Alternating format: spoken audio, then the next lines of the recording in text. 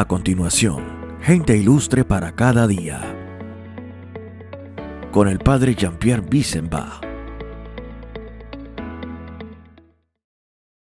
Gente ilustre para cada día. 5 de marzo. Joseph Stalin. Joseph Vissarionovich Djugashvili, más conocido como Joseph Stalin, nació en Gori, 6 de diciembre de 1878 y murió en Moscú el 5 de marzo de 1953. Fue un político revolucionario y dictador soviético de origen georgiano, secretario general del Comité Central del Partido Comunista de la Unión Soviética entre 1922 y 1952 y presidente del Consejo de Ministros de la Unión Soviética entre 1941 y 1953. Aunque inicialmente presidía un liderazgo colectivo como primero entre iguales, con Lev Kamenev y Grigori Zinoviev, a los que ejecutó posteriormente, hacia los años 30 ya se había convertido en dictador de facto de la Unión Soviética. Estuvo entre los bolcheviques revolucionarios que impulsaron la Revolución de Octubre en Rusia en 1917 y más tarde ocupó la posición de secretario general del Comité Central del Partido Comunista de la Unión Soviética desde 1922 hasta que el cargo fue formalmente suprimido en 1952, poco antes de su muerte. En mayo de 1924, después del 12º Congreso del Partido Comunista de la Unión Soviética, Stalin pidió que se le permitiera dejar el cargo. Esta petición fue rechazada unánimemente, incluyendo a sus detractores. Volvió a formular esta petición 3 veces más, en 1926, 1927 y 1952. Las 3 fueron rechazadas y tuvo que permanecer en el cargo. Mientras que el cargo de secretario general era oficialmente electivo y no se le consideraba como la máxima posición dentro del Estado soviético. Stalin logró utilizarlo para acaparar cada vez más poder en sus manos, tras la muerte de Vladimir Lenin en 1924, y para sofocar gradualmente todos los grupos opositores dentro del Partido Comunista. Esto incluyó a León Trotsky, un teórico socialista y el principal crítico de Stalin entre los primeros líderes soviéticos, que fue primero desterrado de la Unión Soviética en 1929 y luego asesinado en México en 1940 por orden de Stalin. En tanto que Trotsky fue un exponente de la Revolución Mundial, fue el concepto de Stalin de socialismo en un solo país el que se convirtió en principal enfoque de la política soviética.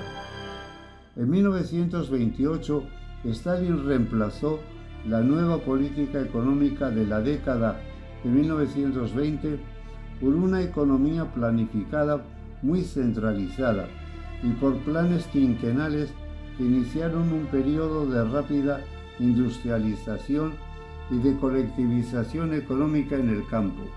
Como resultado, la Unión Soviética pasó de ser una sociedad mayoritariamente agraria a una gran potencia industrial, siendo esta la base de su aparición como segunda mayor economía del mundo, después de la Segunda Guerra Mundial.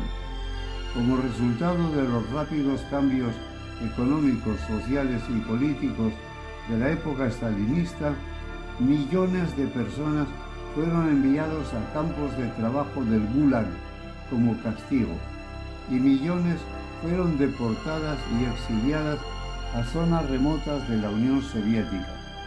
La agitación inicial en el sector agrícola interrumpió la producción de alimentos en la década de 1930 y contribuyó a la catastrófica hambruna soviética de 1932 al 33. En 1937, una campaña contra supuestos enemigos de su gobierno culminó en la Gran Purga, un periodo de represión masiva en el que cientos de miles de personas fueron ejecutadas e incluso fueron condenados líderes del Ejército Rojo, acusados de participar en complots para derrocar al gobierno soviético. En agosto de 1939, tras el fracaso para establecer una alianza anglo-franco-soviética, la Unión Soviética de Stalin firmó un pacto de no agresión con la Alemania nazi, que dividió sus esferas de influencia en Europa Oriental. Este pacto permitió que la Unión Soviética recuperase algunos de los antiguos territorios del Imperio ruso. Con la invasión soviética de Polonia en 1939, la guerra de invierno en Finlandia, la ocupación de las repúblicas bálticas y la ocupación soviética de Besarabia y el norte de Bucovina durante la Segunda Guerra Mundial. Pero después de que Alemania violara el pacto al invadir la Unión Soviética con la Operación Barbarroja en 1941, se abrió un frente oriental y la Unión Soviética se unió a los aliados. A pesar de grandes pérdidas humanas y territoriales en el periodo inicial de la guerra, la Unión Soviética logró detener el avance del eje en las batallas de Moscú y la batalla de Stalingrado. Finalmente, el Ejército Rojo avanzó a través de Europa en 1944-45 y capturó la capital del Tercer Reich tras la batalla de Berlín en mayo de 1945. Habiendo jugado el papel decisivo en la victoria aliada, la Unión Soviética surgió como una superpotencia reconocida después de la guerra. Stalin encabezó las delegaciones soviéticas en las conferencias de Yalta y Potsdam, en las que se trazó el mapa de la Europa de posguerra. En los estados satélites del bloque del Este se instalaron gobiernos de izquierda, leales a la Unión Soviética. En esa época, la Unión Soviética había entrado en una lucha por el dominio global, conocida como la Guerra Fría, con los Estados Unidos. En Asia estableció buenas relaciones con Mao Zedong en China y Kim Il-sung en Corea del Norte, y de diversas maneras la Unión Soviética de la era stalinista sirvió como modelo para la recién formada República Popular de China y la República Popular Democrática de Corea. Al mantenerse en el poder hasta su muerte en 1953, Stalin dirigió la Unión Soviética durante el periodo de reconstrucción de la posguerra, marcado por el predominio de la arquitectura stalinista. El desarrollo exitoso del programa nuclear soviético permitió que el país se convirtiera en la segunda potencia mundial en armas nucleares. También se inició el programa espacial soviético. En sus últimos años, Stalin lanzó los denominados grandes proyectos de construcción del comunismo y el Gran Plan para la transformación de la naturaleza. Tras su muerte, Stalin y su régimen han sido condenados en numerosas ocasiones. La más significativa de estas condenas se dio durante el 20º Congreso del Partido Comunista de la Unión Soviética en 1956, cuando su sucesor, Nikita Khrushchev, denunció su legado en una famosa intervención con la que se inició un proceso de desestalinización de la Unión Soviética. Las visiones modernas de Stalin en la Federación de Rusia siguen siendo mixtas, con algunas personas viéndolo como un tirano y otras como un líder capaz.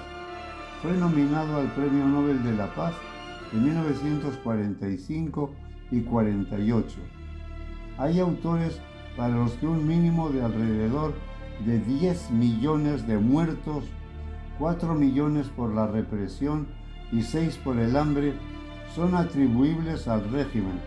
Algunos libros de reciente publicación sugieren un probable total de alrededor de 20 millones de muertos. Seguimos buscando gente ilustre que nos anime.